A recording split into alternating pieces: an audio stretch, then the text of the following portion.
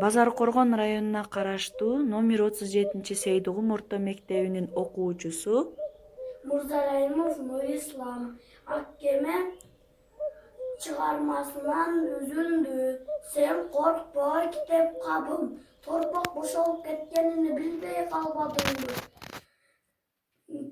Köp olsa köpçelkege bir koyuyor. Çıdayım eğer seni kolumdan culup albasa, cerge çapsa da ayrılıp kalan dep oyla boğa. Sen carılarla yumuşak emezsin da. Dürbünü cerge çapsa bol boğdu. Oşonçum men barıp dürbünü bark bastırıp katırıp geleyim. Kelem ököz mektebimizi karaylı.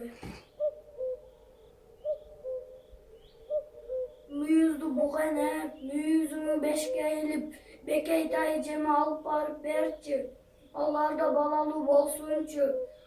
Atam illa basınçı, Orosqul babam bekey dayıcımı urbasınçı. Allah oşondu men barın жақсы көрөм. Orosqul babamdı da bırak alar balalı bolsunçu. Bir balаны alarga apa berçi.